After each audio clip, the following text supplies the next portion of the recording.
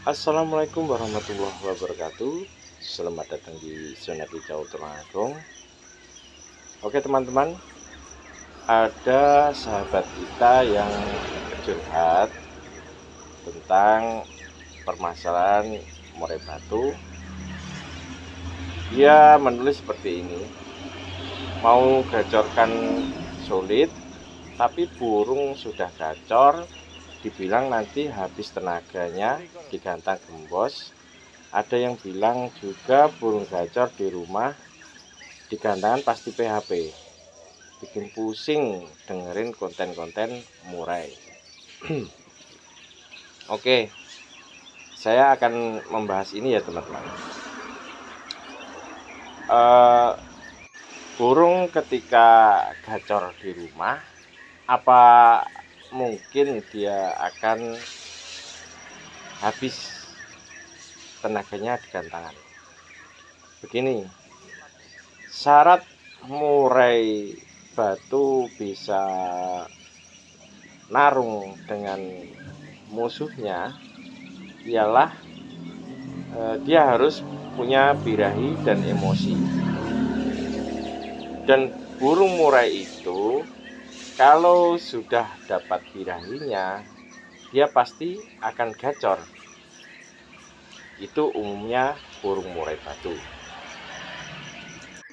Kalau menurut saya pribadi, murai yang gacor di rumah apakah bisa habis tenaganya saat digantangkan? Kalau menurut saya pribadi itu asal settingannya pas, itu tidak akan habis di gantangan. Soalnya begini teman-teman, gacor di rumah itu cuma gacor tapi tidak narung teman-teman. Jadi bedakan antara gacor sendirian dengan gacor melawan musuh. Itu sangat berbeda sekali dia mengeluarkan tenaganya. Kalau burung yang tidak gacor di rumah nanti juga akan sulit untuk digantangkan. Jadi begini, burung gacor di rumah tidak masalah, asalkan tidak oversensitif.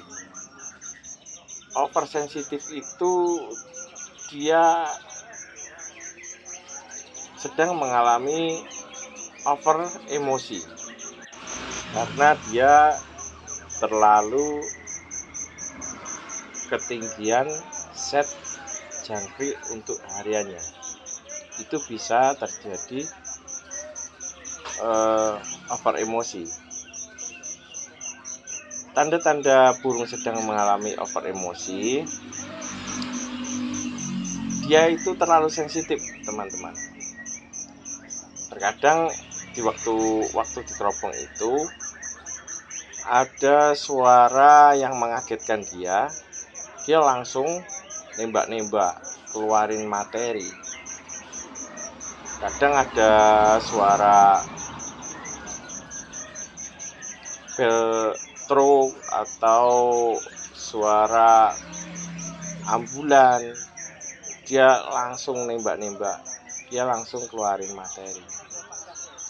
Pokoknya dia terlalu sensitif, dengar sesuatu yang keras dia langsung nyaut.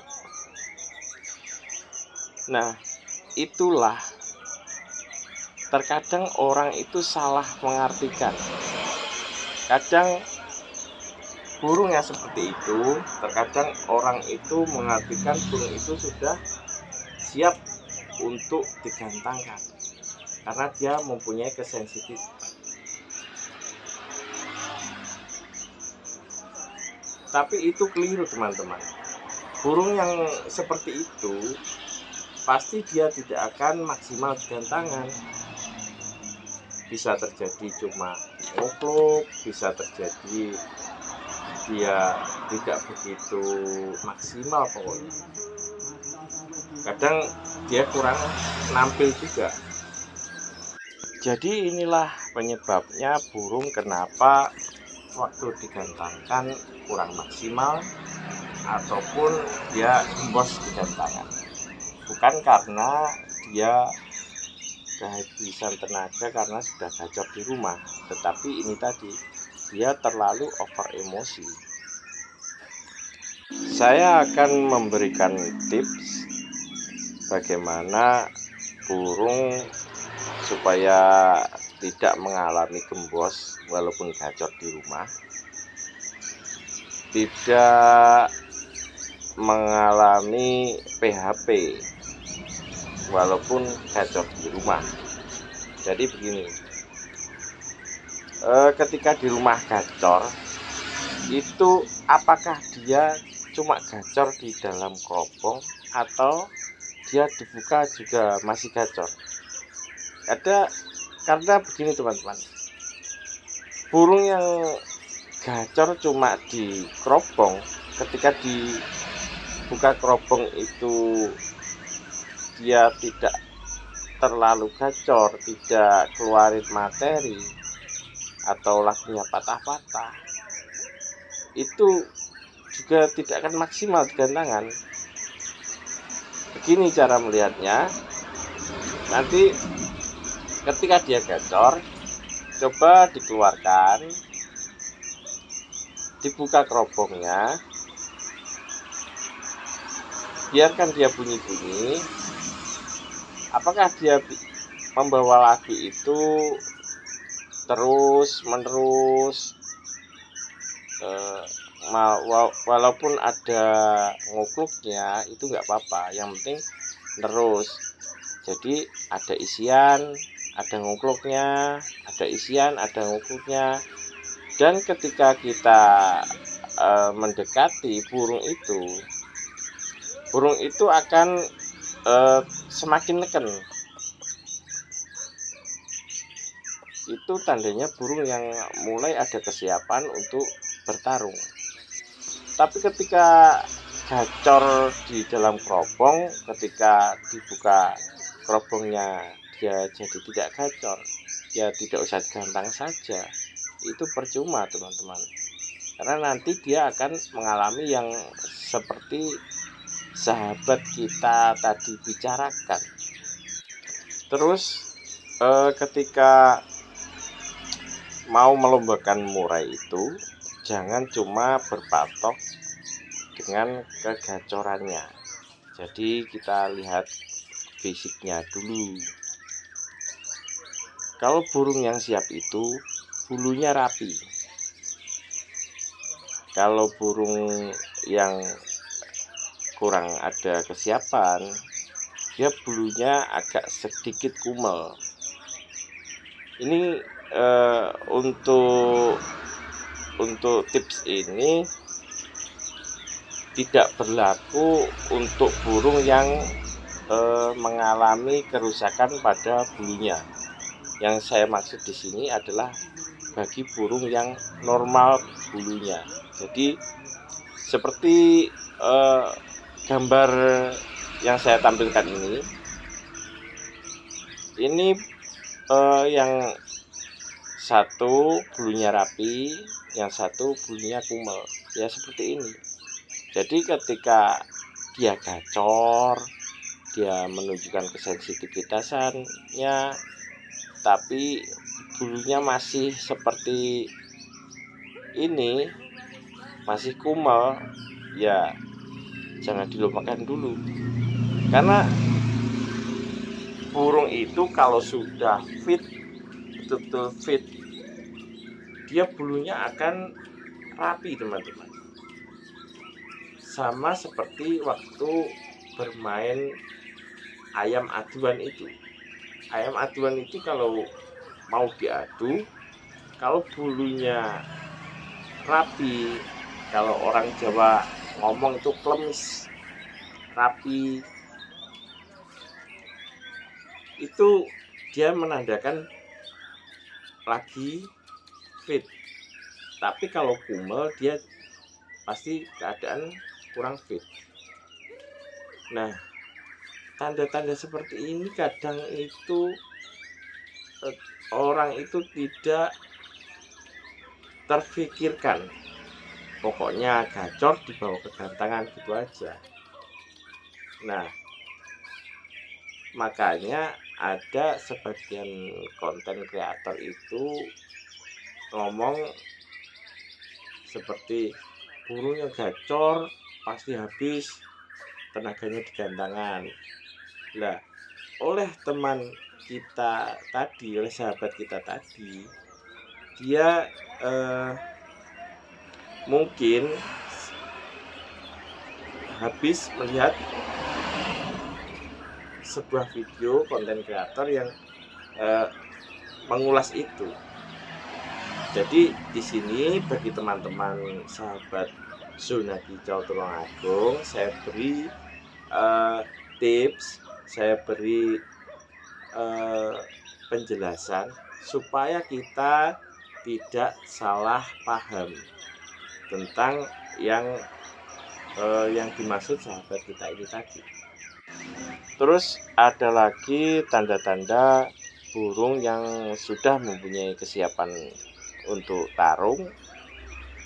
Kita lihat dari wajahnya, dari muka burungnya itu, sekitaran mata itu, bawah mata itu dia kelihatan berotot, tidak kepeng ya.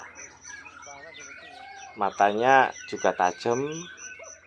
Jadi kalau kita lihat itu, kita lihat mukanya itu, dia akan terlihat segar, sangar, dan pandangannya itu tajam. Nanti teman-teman akan mengerti sendiri ya teman-teman. Nanti akan hafal dengan sendirinya kapan ketika dia sudah mulai ada kesiapan tarung atau dia belum mulai ada kesiapan tarung.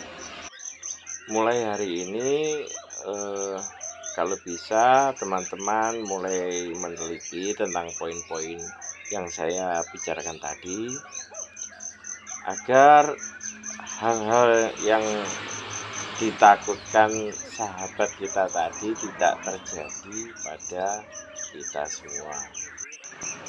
Kesimpulannya, gacor itu sangat penting untuk burung lomba.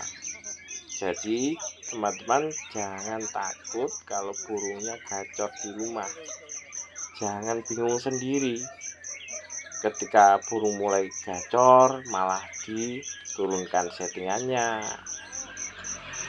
Nanti kalau nggak bunyi sama sekali bingung, dinaikkan lagi. Jadi fokusnya itu bukan fokus ke lomba, malah fokus untuk mengondisikan burung di rumah. Padahal keliru, kita harus fokusnya itu untuk ke lomba, karena kita ingin melombakan burung, bukan untuk gacor-gacoran di rumah.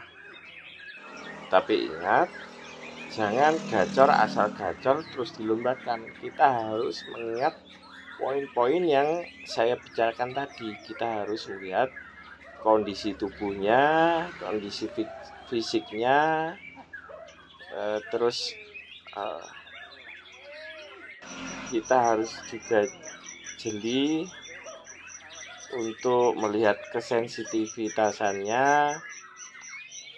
Jangan sampai dia terlalu over sensitif. Kalau untuk burung teman-teman yang mengalami oversensitif, penanganannya cukup diturunkan saja extra foodingnya, tidak usah yang aneh-aneh. Settingan harian tetap cuma diturunkan porsi EF-nya saja. Kita bermain murah itu harus juga mengerti timing yang pas. Seperti ini tadi, kalau burung sudah mulai ada kesiapan, ya kita lombakan. Kalau belum ada kesiapan, ya kita tunggu dulu. Jadi sabar saja, sabar, ojo kesusu. Maaf teman-teman, hari ini konten agak sedikit panjang, saya menjelaskan karena ya kalau cuma saya bahas cuma sedikit ya kurang jelas pastinya. Semoga konten saya ini bermanfaat. Kalau ada pertanyaan bisa tulis di kolom komentar, insya Allah akan saya balas. Saya akan mencari waktu luang untuk membalasnya. Cukup sekian dulu dari saya. Wassalamualaikum warahmatullahi wabarakatuh.